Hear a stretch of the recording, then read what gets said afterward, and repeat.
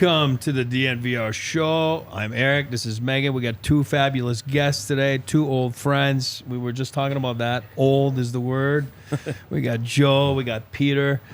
First and foremost, this is an honor to have you guys here. And I'm going to speak on behalf of DNVR. These guys have come a long way, and from Brandon to AJ, Rudo, Megan. It is a huge thing to have you guys here, and I know you don't think of yourselves as being huge, and I don't either, but as you guys being huge, but it is a huge honor. It's a tremendous thing that you guys are here, and we can't thank you enough. On a different note, on behalf of my family, where this is personal for us because we've been friends for a long time, and just want to say thank you for doing this for us. And as we know, as we just saw the picture there, you guys are Hall of Famers, and obviously my dad going in there this weekend is a huge thing for our family, and I can't thank you enough to be here. And of course, I think I'm a Hall of Famer. I should be a Hall of Famer, but I'm not. But the 1 year, one year, you were on pace. Yeah, I was on pace 1 year till Jones got here. Till Jonesy got here. No, it's good. And obviously, we're leaving tomorrow. You're leaving tomorrow. It's great that you're coming all the way from Sweden to be here this weekend. And of course, we're going to see each other in Toronto. Megan's going to be there. RG's going to be there. So this is exciting, and like I said, a big thank you from my mom and my brother and I. So, of course, we wish he was here. He's not here, so somebody's got to do the speaking. So we'll have Max do the speaking, my oldest, and then I'll do the press conference. So, but I'm gonna feel like a Hall of Famer. Crow told me back then that you're just a plug. You're not a Hall of Famer. So I'm gonna send him a picture of me with the Hall of Famers. I'll be like, hey, see, you were wrong. You know what I mean?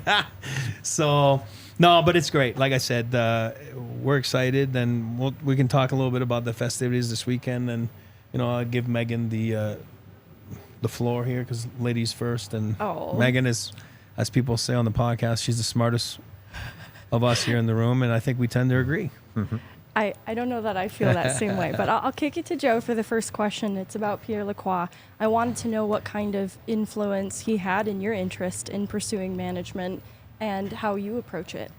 To be honest, he's the reason I got into the game of hockey after hockey, and I'm probably like Pete. I know our last few years. You talk with Pete or Rob Blake, and Blake was an example. Like, we'd sit on the bus, and when our careers are done, we're gone. You're not going to find us again. And so that's how hockey players thought. And as soon as you get out of the game, you miss the game. It doesn't take you long. You love the first summer, and then the next season starts, and you're not in it, and it's like, whoa, there's a hole. But Pierre called me and invited me to the Board of Governors meeting. I think it was after during my second year of retirement, and I thought it was a great idea. So I went there, had a great experience, and then we came back, and he asked me how I liked it, and I really enjoyed it, and just being around the hockey community again, and rest is history. So I learned a lot from Pierre. He showed me the ropes, a lot of conversations coming into the office. Then he asked me if I wanted to be an advisor. So that's how it started. In 2011, I became an advisor at the club, and got to learn a lot from these guys. Eric was in front office, and it was fun. Like, it was obviously different because you don't just worry about lacing them up and playing and worry about your team. But really, if you don't take care of yourself, you can't ask anything from your teammates. But this is totally different. Now you're kind of running the whole, or learning how to run the entire organization, and you don't have any control over what's going on right there. It's happening during the game, but you can make an influence on the players that are there. And I've heard so much about how family was important to Pierre and his approach to management. And I wanted to hear a little bit more about how much he valued it in his approach to management. I've heard such consideration for wives and kiddos in the locker room with their father. Can you just tell me a little bit more about that? Yeah, he did. He was always like that. Yeah, him and Eric's mom, Coco. They really, when they came into Quebec City, and he was hired, he brought up, he wanted commitment from the players on ice, and then off ice, a family environment. He wanted everybody to be close, and to him, his wives, girlfriends, players, the closer you are off the ice, the closer you're going to be in the dressing room, because you're with each other every day, and you want to make sure you have that environment, because when you go through tough times, and you're going to go through tough times during a long year, the quickest way to get out of it is if you got a close group that cares about each other, and he really valued that, and that was one of his keys. But what made him real special, he could separate. Like, he knew the business side. He as much as he loved his players, and he loved all of his players, it was tough for him to make moves to see some of those players leave, but he would do it if he thought it was the best thing for the organization to try and win, because ultimately he was a very competitive man and wanted to win. And but that's what I really admire about him. He could separate pretty well. And Peter, kind of similarly building off of that, you had a taste of different organizations and then their front office. I was curious how Pierre and their front office separated from other managements that you've been around. Well, I was in Philly and Nashville a little bit, and I can't say anything bad about them. There was some good times there too, I would have to say. But well, I was here such a long time with Pierre and his crew, and you know, the only time I argued with Pierre was when I wanted to play, and he didn't want me to play because he felt more like, we want you alive. So other than that, I felt so welcome from the day one with him, and it's something about him that made you feel comfortable around him, and then you felt like he wanted you on the team. So, and I think it was very, you know, when he got in players in our team too, he picked players that wanted to be here, wanted to win, and want to be in this organization. That so you felt like you were hanging out with the people that were the same as you. I think when players came here, they knew they were here to win hockey games, not play golf or anything or have fun. It was here to win hockey games, and so I think it was a good crew. We brought, you know, if you didn't play well and you get yelled at from Joe or from Patrick or the other crew that was older. So I think it was awesome for me, and it's just, you know, we stayed pretty close even after hockey. You know, I moved to Vegas, and we hanging out with Pierre. But he, like Joe said, he was family, but he also wanted to win so badly, and that it really spreads in the organization. It was great. It was awesome to play here for him. Well, to second that, you know, like if to his point, Joe's point there, and if you look at Deadmarsh, right? Deddy, I think, is the best example. That was hard on him. It was really hard on him, and I know if you guys were tight, and not that you weren't tight, I'm saying, but you know, these guys were young and more the same age, and I remember Deddy working here afterwards, and Pierre having to talk with him about, like, you know what I mean, like, because at first he was like, oh my God, maybe Adam's gonna want to kill me, you know what I mean, and then they became real good buddies, and you know, one's a good card player, the other one's not. You got to figure out which one is, but you know, but you're right. That was the thing, and I think he was able to. And that's the toughest. You're in management now. It's a tough thing to do. It is to be able to, you know, put the business face on, and it's tough. But one thing also that brings those guys together, and I'll use the word my dad because that's why not. Everybody gave me crap my whole career about daddy. That's fine. I'll use daddy today. My dad was real good friends with Don Blaisley. They're Joe and Peter's agent. So that was, you know, I always said, my dad always said, good people get together, right? You know, they gather and they get together. And I know that you guys owe a lot to Don Blaisley. And again, we're not here to talk about Don, but hey, what a man he was. And I know that my dad admired him so much. And somewhere, somehow, it's kind of how you guys got brought in together, because people don't understand that when he took over the Nordiques, you had that phone call with him because you were the captain, and Peter was coming in from Sweden, and I remember because he's my dad, so I was in the living room, even though I'm playing for a different organization. They were having discussions about, like, they had to figure out, because Matt Sundin, another Hall of Famer, another Swedish guy, was there, and I remember, like it was yesterday, him, and you know, I'm trying not to listen, but you're listening a little bit because it's interesting. You know, if you're a hockey end, it's like somewhere, somehow, like there's only one puck and there's only 5 guys to get on the ice, and I got to use someone to, you know what I mean, to change a little bit the mix of, you know, and I think it became clear after a conversation with you, and then you were coming over anyway, and no offense to Matt's, right? You know, and he's the one that, you know, ends up being traded. Matt's an and unbelievable guy. What a hockey Oh, no, player. no, yeah. No. he's Again, I don't really want just- people to think that. That's not what I'm saying. But but it's funny because, you know, I even though he would have never told you guys, like, you know, you're two of his favorite players of all time in his book, right? I mean, in his mind, I mean, he loved both of you as players, and it was, I was like kind of the stepchild, you know what I mean? Which is fine, you know, which I can live, you know, to be the stepchild to you guys, you know. Stepbrother. So, stepbrother. Yeah, Yeah, I'll be your we're good. stepbrother, yeah. So, yeah, I just wanted to put that in there about Dawn Baisley, and, you know, and then I'll give you the floor again because she's the one that's got the greatest questions. They said it. She's the smartest girl in the room. So, smartest person in the room. You keep saying it, and I feel like you don't mean it anymore. Oh, I do. Megan thinks every hockey is the nicest guy in the world. It's not so. true. All There's- your players, she thinks they're the nicest guys in the We've world. got a good guy. Yeah. Good guy. I think They're culturally- great guys. That's I- what we it's And a say. big- that's kind of, we follow the same same, you know, same model. Like, you got to have a great group if you want a chance to win, because you get to the playoffs, it's 2 long months, and everybody's got to be pulling the same way. Thank you for affirming that, Joe. Yeah. Peter talked a lot about how Pierre really had a competitive hunger to win, and I was curious, since you had spent a couple seasons before with the Nordiques in that 94-95 season, if you noticed a shift in the culture with Pierre at the helm, and obviously too just a really competitive young group of players around you as well.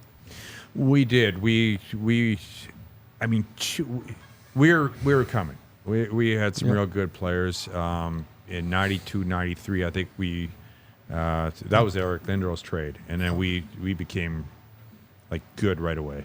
And that year we won. No, I don't remember. Did we win? No, we finished second in the division. Had 100. I think Boston had like 109. We had 106. Yeah. Montreal Second had best 100. record. Like we're all really good. And we go up to Montreal, or we beat them the first 2 games, and then they sweep us the next 4, and we're out.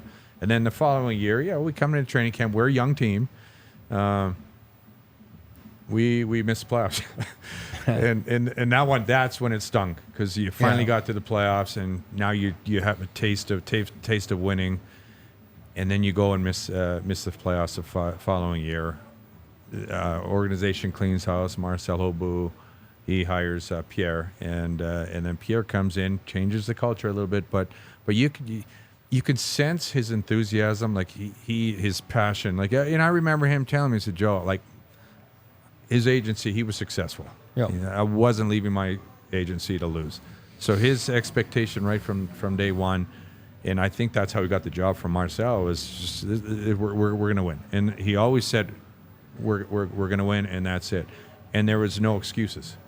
Even though we're still a young team, like, expectations were set from him, and it went through the coaching staff. We had new coaches came in, Mark Crawford, Joel Quenville came in, and the message was sent right away. And even though we were young, we felt it, we believed it, and you were excited as players to what he was going to do. And you just kind of felt like, you know what, you just felt it.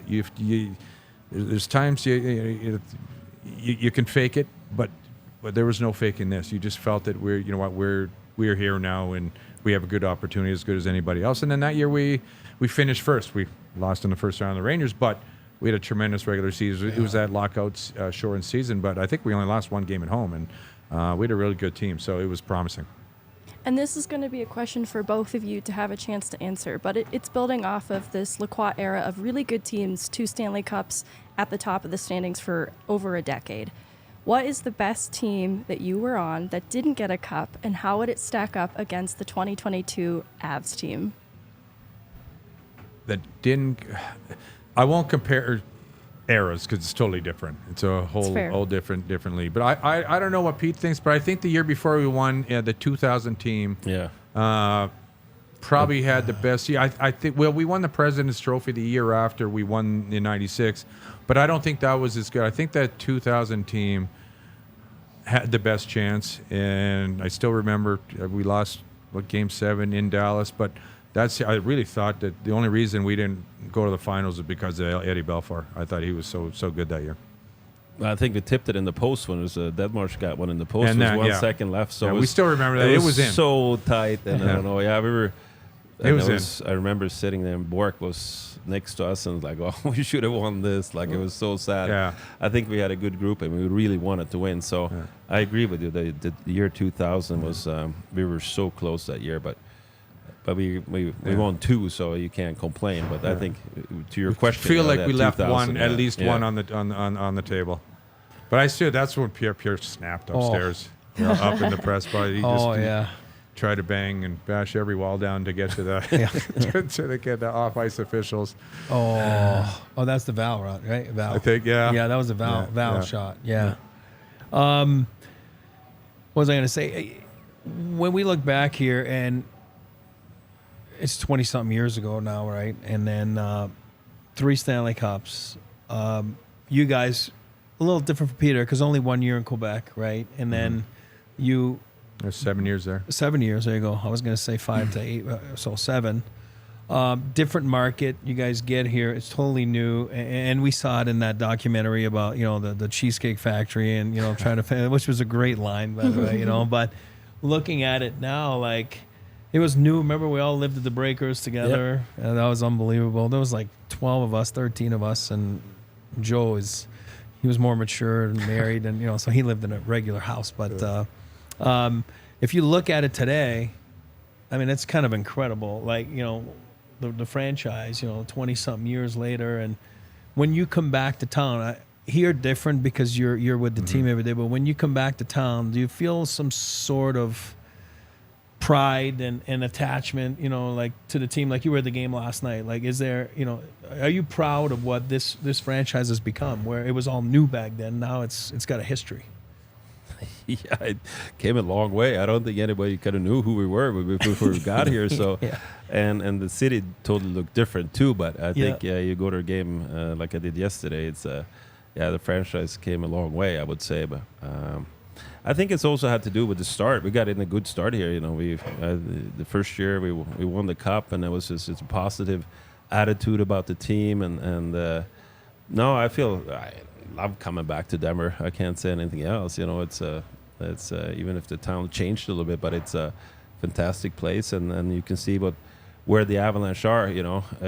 Way up there in the with all the teams. I would say. I think when we got here it was.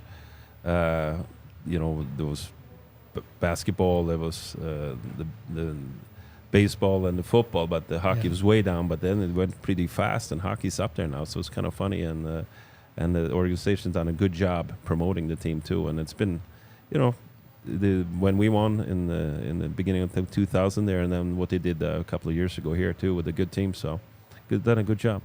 I actually want to reflect on that first year in Denver. Joe mentions it's hard to compare eras, and it's kind of what I'm going to ask you to do right now. But in that first year in Denver, over 2 decades or close to it later, Mikko Rantanen and Nathan MacKinnon become the next duo to have over 100-point seasons after your guys' performance in that first year in Denver. And you guys are obviously followed a Hall of Fame path. And there was a lot more hardware in between, but I was curious what your thoughts are of what's next for Rantanen and MacKinnon. Are they on a Hall of Fame path? Well, if I look at the game yesterday, for sure. I mean, they're dominating, and I would say, a little different players than we were, but what they do on the ice, I'm really impressed. I don't come here every day Joe watched them probably every single night, but not to see them live and then what they perform and all aspects of the game. I think when just a little thing, you see Rantanen is shooting an open net in the end, he's gonna hit it. Like he knows what he's doing on the ice, and I was just also impressed yesterday how fast Rantanen is, and to keep up with MacKinnon is not the easiest thing. So you have to have somebody that can skate. So, but with McCarr and those three is fantastic players. It's going to be hard if they continue like this to keep them out of the Hall of Fame. I mean, they're unbelievable players. I think all three are on path. Obviously, you got to have longevity, and they're gonna. I don't see them slowing down. They're young. They're incredible athletes. They take care of themselves. They have a great mindset. They want to be great, and they enjoy the pressure. That's the one thing. You have to love playing in pressure games.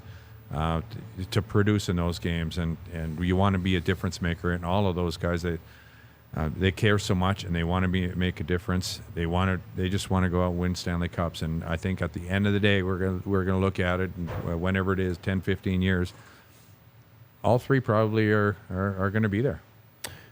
You were saying you were surprised how fast Rantanen was, and I think they watched you guys skate Monday at Family Sports. How to slow it down? Rantanen. How to slow it down? I don't think he thought you guys were fast. I mean, I don't know. You can ask him because you see him every day, but I don't. I think you guys have slowed down. But speaking of that, though, I'll tell you one thing. Having played with you guys, and again, I'm gonna pump your tires. I hate doing it, but it's reality.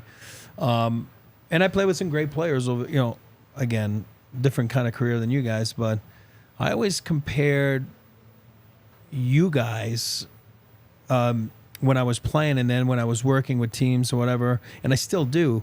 I talked about it last week. Like, your level of production was so consistent. And again, that's why I'm saying it's praises, and just go back to your team last week, right? 3 out of 4, or you get shut out. Then like it's right, and then people start talking about this stuff, and that's where I always bring it up, and I bring you guys all the time, and I've brought you guys in numerous meetings in the last 20 years, and it's those guys did it, So people can do it. And then, did you ever take pride in? And I know you did, but was it stressful at times when you got to produce? Because I'm a fourth liner. Like, I don't have to produce, and I know it comes with the territory, but how do you cope with it when you go like 3 and 4 games last week, for your guys, Oh, we did that too. I mean, not a lot. You just forgot about it. Everybody has their slumps. Yeah, all right, and, that's true. Yeah. Everybody, you have days when you're just feeling it, and you go through streaks where it doesn't matter what you're doing, you're going to produce, and you just, confidence-wise, you can't be stopped. And then there's times where you're squeezing your stick, and you wonder if you're ever going to score again or make a decent play or whatever. I mean, it goes. It's everybody. It's just how you.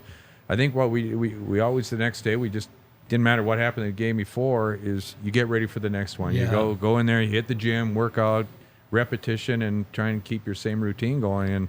And I think if you just know if you're doing the right things off the ice and you prepare, eventually it's going to turn. And I think that's with this group too. I mean, we had a really good hot start early, and then we started winning games, scoring a lot of goals, but a little sloppy. This sloppiness caught up to us, and we stopped scoring, and things happen like that. But we know this group; they care so much that they're going to bounce back when they need to dial it in. They're going to dial it in. Yeah. Well, a little different. Joe went to the gym. I didn't go to the Yeah, gym. that's true. I went home and took a nap, and then I got ready. I needed to. You didn't need to. Yeah, exactly. When you have kids, right? Yeah. When you don't have kids, you're like, you don't know. Right? This one's for Joe, and you can absolutely weigh in on it as well, because it involves you both. But I'm sitting among the best 1-2 centerman duos, and I'm looking at the 2022 Cup team. Nathan MacKinnon has Nazem Kadri at 2C. Last year, that was obviously a really challenging area for the Avs. I was curious what kind of firepower or how essential that 1-2 at first and second line combination is to getting a team over a finish line. Do you want me to start? Or Yeah. I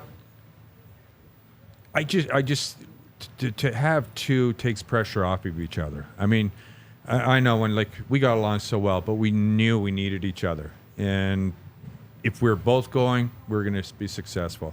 You're hoping that one of the two were going for sure. Yeah. If neither of us were going, it just wasn't going to happen. But yeah, you need that. Just it backs the other teams off.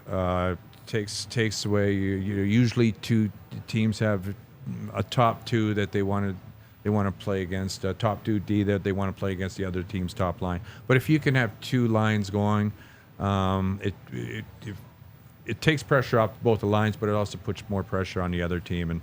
And just to have that flow, one line jumping on, momentum, then the next line's coming, momentum, then you're hoping your third and fourth lines keep that momentum going.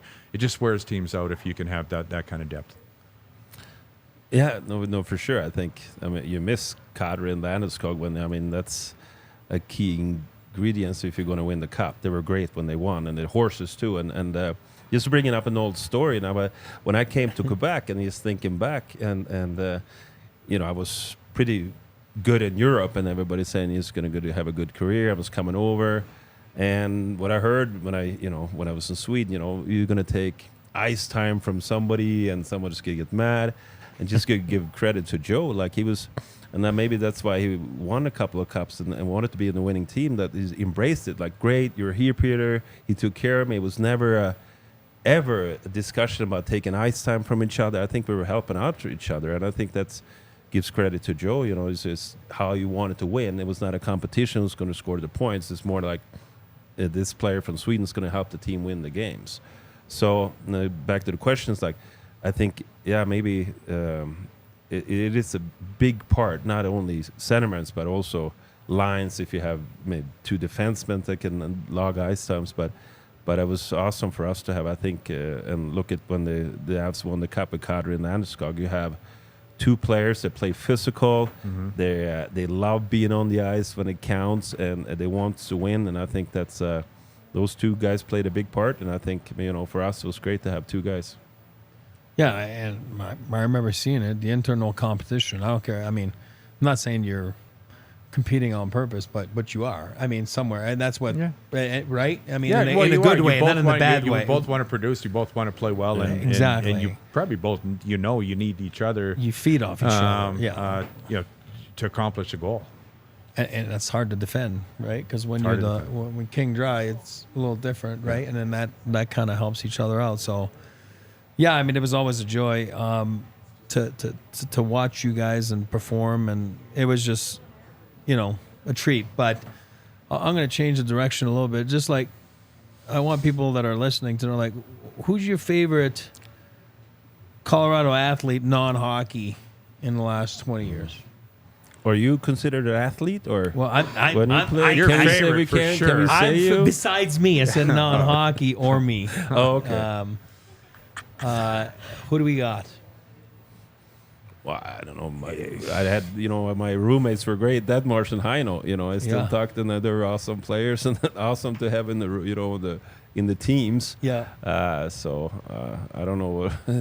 Probably a lot of. Guess we're gonna have to go non-hockey. That's he doesn't listen. Yeah, he hasn't changed. He doesn't all listen. of our teammates are incredible. I said non-hockey. I don't consider Heino that's a hockey player. Yeah, that's true. That's true. That's why I was saying, because everybody's great. We all know that. But I didn't know, Joe's a big college football fan. I mean, I didn't know that. Now that's in the last 4 years. Yeah, exactly. Yeah. Last 4 years, I love it now. No, I didn't know. But I think, I don't know about favorite, but guys you have respect for. Yeah. Like when we came here, I mean, it's Broncos town, right? Yeah. And John Elway's your quarterback, so one of the best quarterbacks of all time for sure. That's probably the strongest arm of all time. So it's you have that respect for what they can do on day in, day out, and how they have all the pressure on the world. I mean, it's like when we talked about it when we came here. No one knew us, and it was awesome that first year. We went out. We can do whatever we want. We can go to football games and have a bunch of beers, and no one would know. I mean, he was the face of Colorado. So what they had to do, and just to see, just a respect for guys like that, and the Rockies were unbelievable. Those guys, the Blake Street Bombers, they were exciting. It was fun to watch them. So respect for all those guys that came in and did it day in, day out. How does a Hall of Fame induction compare to winning the Stanley Cup? Go ahead, Pete. Oof, I don't know. Both unbelievable. I mean, but a little different. I mean, get in the Hall of Fame. It's like 4 years after. 4 years, but definitely a phone call that was worth taking. It was fantastic to get in it. I didn't even think about it, but I don't know. I feel like when you won the Stanley Cup, that's something special. I don't know. The achievements like that, it comes afterwards, but just remember being on the ice when you really, the horn blows and you won the Stanley Cup. That's, for me, I mean, Hall of Fame is up there, but just winning this, when you're there, nobody can take it away. It's over. I think that's the best feeling you can have. You've been battling with the guys for 9 months, and you're just done, and you won. That's the best feeling. So I would rate Stanley Cup a little higher, but they're different. I mean, you've been waiting for, if you're done with hockey, you're not really part of it, and then you get involved and inducted. It's fantastic. But the feeling winning the Stanley Cup, that's nothing that beats it, I would say. Yeah, I agree. And I think it's 3 years. I retired in 09, got in 12, so I think it's 3 years. Is I it? should Oh, know I- this. I don't have to worry about it. I'm fine. You still got time. I'm still waiting. It's fine. But I agree. I think if growing up as a kid, you're dreaming of winning the Stanley Cup, you're not thinking of Hockey Hall of Fame or anything like that. And if you probably ask any player that's won a cup or be in the Hall of Fame, if you could pick one and you only had one, it's for sure the Stanley Cup. There's nothing like winning a championship with your teammates and raising the cup, especially the first one for the first time, and knowing you're going to have one heck of a summer. We can begin winding this down. I know we've had your time for a while now. I have just a couple more questions. Joe, we've talked a lot about management and managing teams and roster construction, but also bringing in the right personnel is a really big part of that. And I was curious with Jared Bednar, first-time NHL coach, took a little bit of a risk, had a tough first season, a difficult Vegas exit. How did you know you had the right guy? Just because hard-working guy, tremendous person, work ethic. It's like coaching from our generation is different than this generation. You have to have the players believe in what you're doing, knowing that you as a coach believe in them, get to know them personally, and so it's a little different in that. But he's got a really just. Even my first interview with him and then follow-up interviews, you can just tell he had that quiet passion, the confidence, and how he wanted to play, and it just kind of meshed with the direction that we wanted to take our team as well. I mean, we this is an organization from the start that was built on speed and skill and excitement, and that's how we kind of wanted to coach the team. And we knew some of the young guys that we had here. You got your McKinnons, Rantons, and what's coming, and Landeskog, and that's how we wanted to play. And he's just early. Yeah, we had a tough first year, but we knew it was gonna be a tough first year. That we had to have the turnover. But every year, he just the players have confidence in him. When the players have confidence in a coach, the coach is going to find a way to get through them. And it's like from the coaching staff and the players, they got a good bond. They communicate well, and they find solutions together. Well, to second that, like I didn't know him at all. You know, I know him like in passing.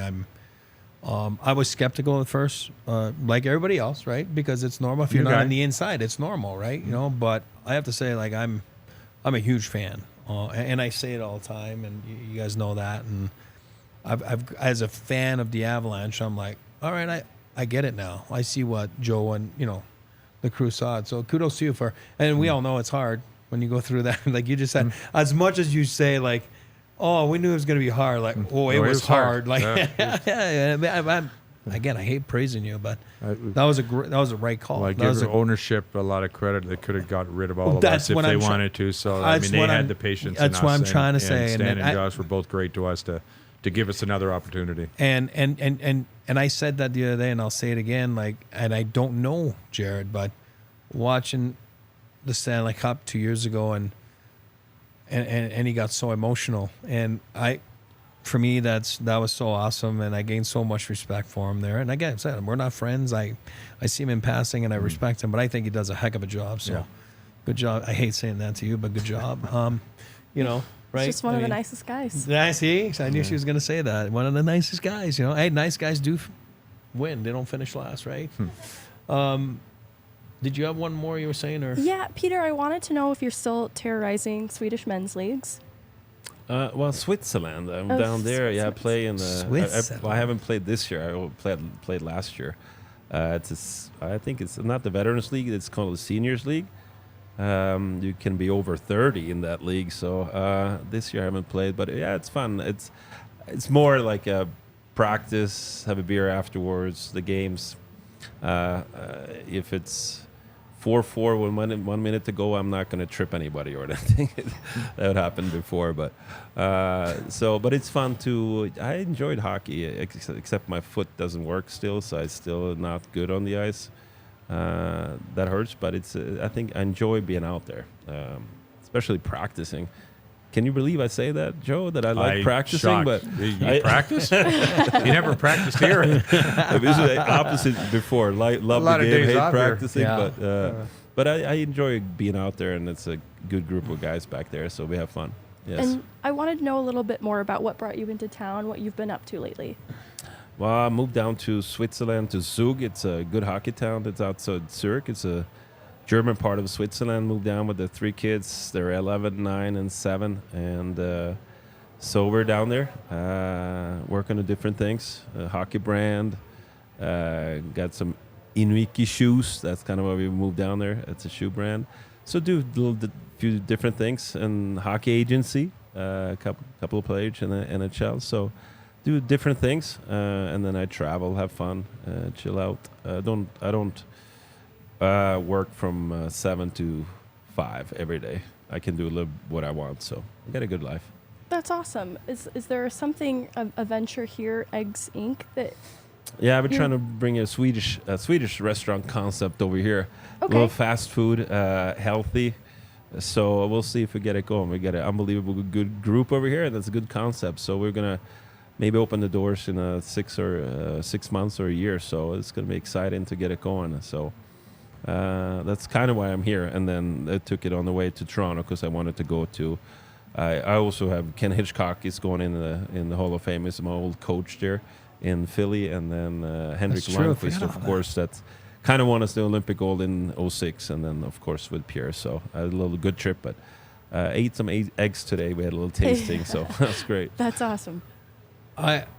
For people out there that might be a shock to them too, but I was Santa in Vegas for one Christmas for his kids. I mean, even though I don't really look like Santa, but I mean, some people, but that was funny. Yeah, we've had some good. It's fun about hockey. We always stay in touch. Everybody stays together. And one couple of last questions. Favorite, best golfer of our ex-teammates that you ever played with? Best golfer.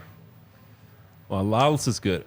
Joe and Lyles. So I think. Don't say Joe. Besides No, Joe. it's not me. Johnny Lyles for sure. Johnny? Of our ex, yeah. I just went this summer with Johnny, and a group of us went there to Ireland for 6 days, and we were close with him. We tied round 1, and then I fell apart, and he was shooting even par every round. He's good in the wind, so he's impressive. Okay, what about best card player of our ex-teammates on the plane? I got my guy. Well, I was playing cards when I was first in Quebec, and then Claude Lemieux got traded to us, and he took my spot. He goes, "You're sitting my spot. Get out of here and play with Lego with Dead Marsh in the back." And I got thrown out of the card game. So after that, I never played. So I don't know who played who won. I know who the worst was, or lost the most. But I don't want to say it. No. Yari Curry. Oh, the best, yeah. What was your name? We did. I love the flights. Like we just got there and set up the card tables and play and have a blast. I think that's like when you leave the game, you miss that. You forget about the game itself. You can't play anymore. You know that, but you really miss hanging around with the guys and dinners and the flights and just a lot of laughs. Back then, we didn't have these things. So it was like you had the rooming list, and then what was your name again? Like, was that Doyle Brunson? No.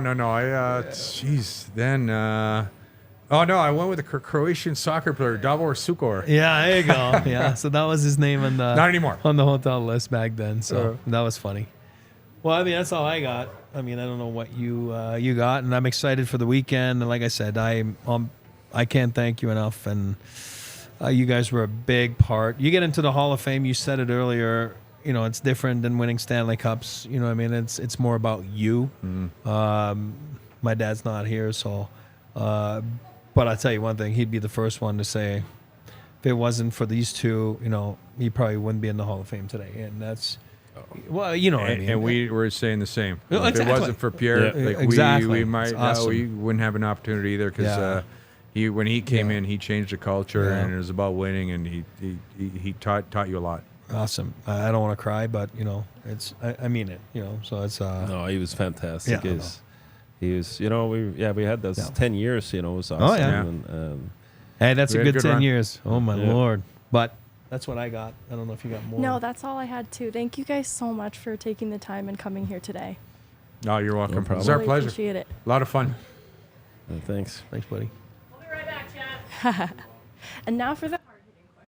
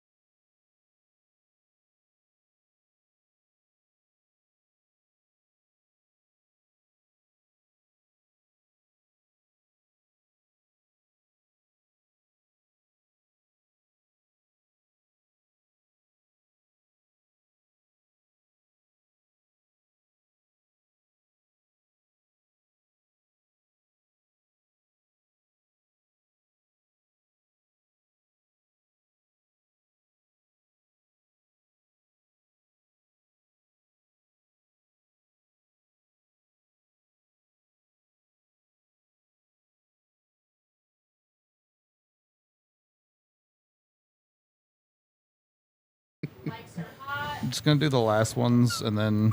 Hello.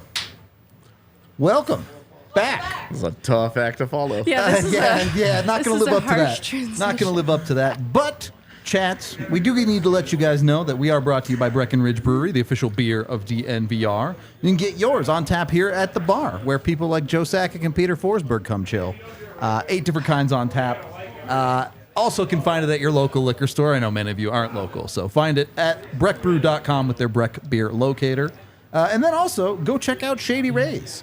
If you want to be looking fly, probably not quite as fly as Forsberg looked on the show. I'm not going to lie. Unbelievable. No one has that level of swagger.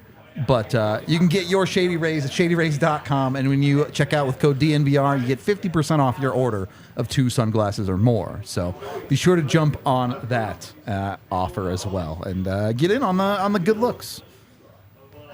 On that note, we do have a little bit more to show to you. Well, not to show, but to tell you guys about.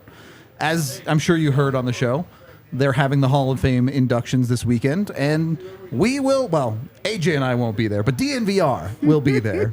Specifically, Eric and Megan will be there covering all of that with tons of interviews with people like Joe Sakic and Peter Forsberg over the weekend. So be sure to keep your eyes here on the YouTube channel, on our Twitters.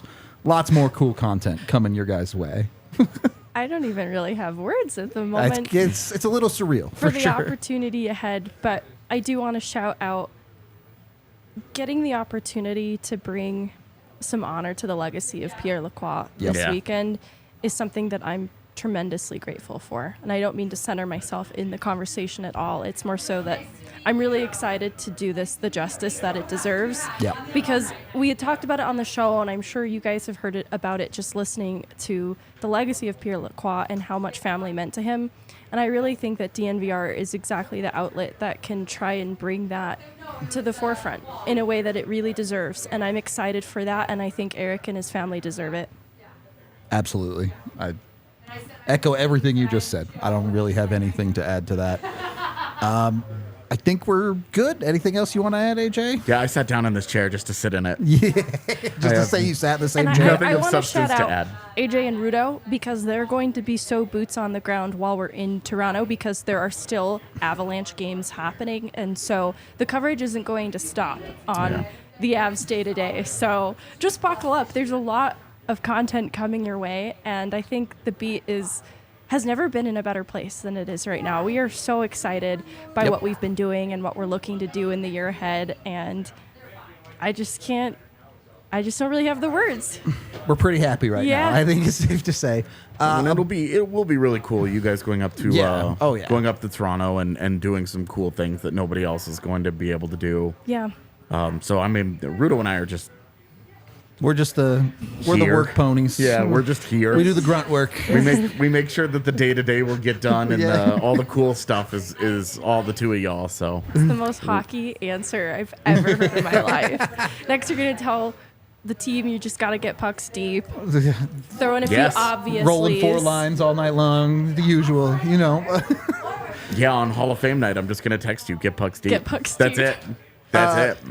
We also got some super chats here. Obviously, we can't ask them the questions, but thank you, Spence, for I think it's like $5 worth of super chats. $20 from $20 from Zach as well. Thank you very much. And then 5 from Rusco, 2 from Vaguely Sober, and 2119, love the number, from Craig Fitzpatrick. Appreciate y'all tuning in to our show. We don't get to do things like this all that often, so it was a pretty cool one for us. I hope it was as cool for you guys. We are going to wrap up this show now, though. We appreciate all y'all. Give us a like, give us a subscribe if you like this content. Maybe we can do some stuff more like this more often if you guys really enjoyed.